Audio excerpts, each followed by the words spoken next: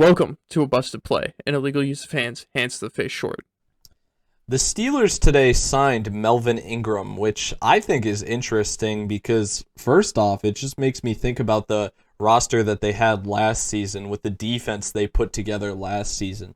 I don't know if this changes anything. Like we talked about our defensive fantasy football rankings for top 5 defenses earlier.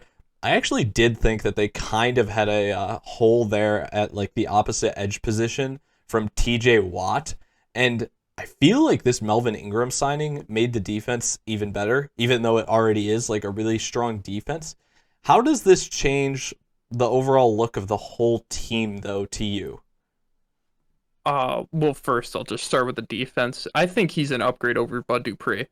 Just them losing Bud Dupree and bringing him in. I think he's an upgrade, through and through. Makes the defense better. But when it comes to picking up wins and losses, in my opinion, I don't think it changes anything for me when if I go through and pick games for them. I don't think he's going to be that much of a game wrecker that having another solid edge rusher opposite TJ Watt is going to decide games for them. I still think it's going to come down to their offense. And like I made a joke in our Packers video, which is up. Yeah, it'll help the Steelers like offensive line block a little bit better maybe.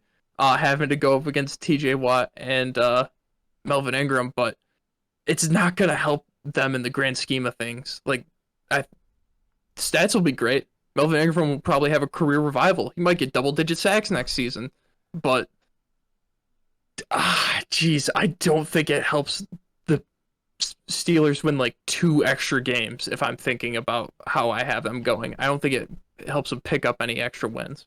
You see, I don't think the Steelers' offense is going to be great, but the thing I'm coming back to here is with that defense, how many points are opponents going to be able to put up against them? If Ben Roethlisberger is throwing pick sixes, that obviously changes the whole thing. But let's hope that doesn't happen in too many games this upcoming season. Okay, I don't think he'll be throwing a ton, maybe 1 or 2. But hopefully that's not happening consistently over the season. He'll get him out of his system after week 1. Karen Johnson will take care of it. Yeah, well, yeah. That's what I'm hoping for, obviously.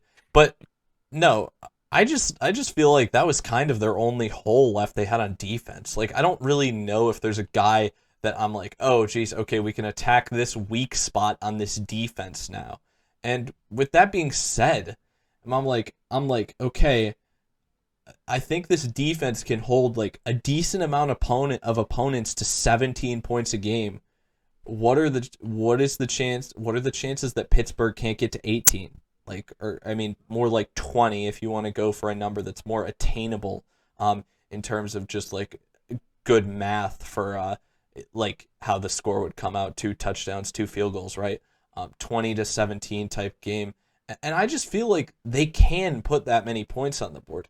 Even if the offense isn't extremely explosive, I feel like you're just in case anybody doesn't know and isn't familiar with what we think about the Steelers, I'm saying that they're probably going to fall a little below middle of the road team next season. I think I had them at about 8 and 9, but you had them really low at 3 and 14. And I just think the defense being as good as it is it makes it so that they won't be able to be that bad, as bad as you think that they're going to be.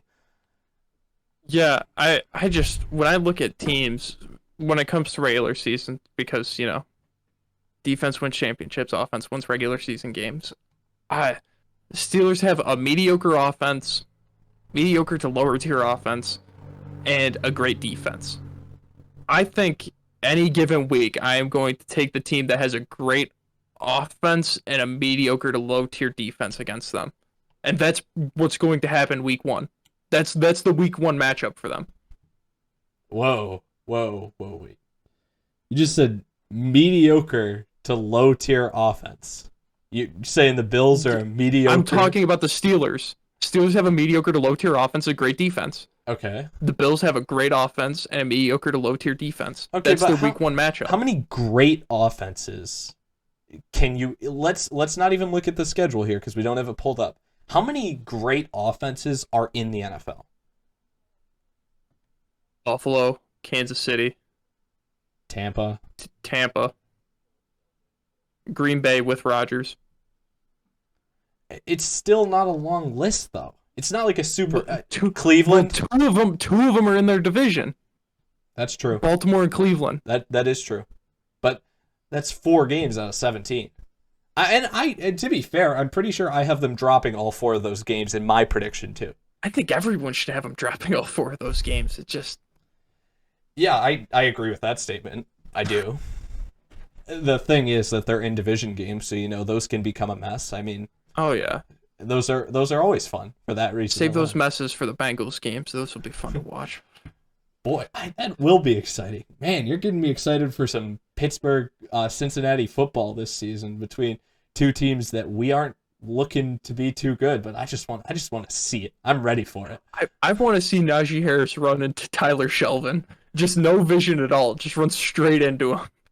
You don't think Mike Tomlin races the floor of this team either? You really just set in stone on this. You completely want to ride or die with this. I have to have one outrageous take, and I really, really feel like the Steelers don't win more than 5 games.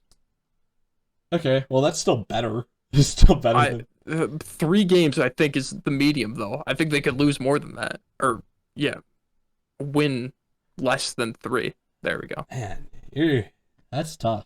If that's your hot take, what is my hottest take so far from your perspective, at least in terms of like record prediction? Is it Minnesota?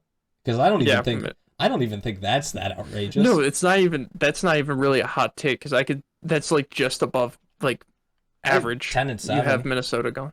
Yeah, you have them just above average.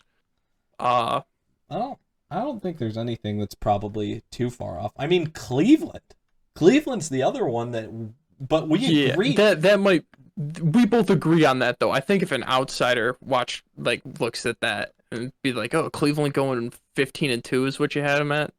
Yeah, I mean, look at the roster. That might be. Steelers fans, tell us why Hayden's an idiot for having the Browns going 15-2. I mean, yeah, and Baltimore being in second place in the division at 14-3. I mean, this will be wild. I'm really excited. We got Buffalo up next. We got our team up next for our record prediction. That'll be coming out Saturday for anybody interested in looking ahead a little bit on the legal use of no hands. Steelers fans are interested in what else we have to say now after that. No Steelers fans are interested. That's true. But I just mean, you really want our insight on something that we definitely got knowledge on. We'll talk about the Buffalo Bills there. If you just want to leave some more mean comments, go to that video. Subscribe, stick around, leave a mean comment every video. I'd actually appreciate that. If you 100% agree with a video and just still feel like leaving a just awful comment about why we're stupid, I appreciate you. Please do. Yeah, we'll like it. Yeah, we will. We like all our comments. Anybody who comments is a great human being. Thank you for existing. Yeah, appreciate it. I think we're a little off topic here. Yeah, we got Melvin Ingram. Wow. Melvin Ingram. Great pickup. Love it for the Steelers defense. I don't think it makes them that much of a better team though. I'm gonna say just because it filled that one hole that I had for them, I'm gonna take that 8-9 record and I'm gonna bump it to 9-8 just because of him. I'm gonna do it. Okay. So they're fighting for a wild card spot then. No, they're not because they're still not. No, because I'm pretty sure we have a lot of wild card teams with high win totals, double-digit win totals. So I actually don't even think it'll be that close because nine wins is a close wild card spot when you have 16 games. And sometimes it won't make it in 16. I definitely don't think 9 wins will be a number that we see teams making it in at least in the AFC. We had the Bears make it at 8-8 last year. I don't think in the AFC, even though there's 7 seeds now and 17 games, I don't think we'll be seeing it. I think, and we went over this before. I mean, we think the AFC is better than the NFC, so I think most of those cross-conference games will go to the AFC teams, right? I think the 7 seed will probably have at least 10 wins in the AFC. So I think Pittsburgh's missing out just by that. But hey, I mean, with them picking up Melvin Ingram and me saying that gives them that extra game, that extends that Mike Tomlin streak of never having a losing season with this team, which will be impressive. Maybe that's just me. That's why I have them losing that many. I just want, like, if Mike Tomlin's going to have a losing season, it is going to be a bad one. Like, it is going to be atrocious. It's not going to be like him losing one game and missing out on a winning record. It's going to be bad. Maybe it will. I mean, I just think the offensive line alone is not enough to make them completely terrible. Because there's a lot of other teams that have holes at like one position group that we're not just saying, oh, okay, they're a basement team now because they have one bad position group, right? I mean, the rest of the teams that I have in that region of like being that bad are bad at multiple positions, not just one. And I don't know what other position you're going to point to and just say it's atrocious.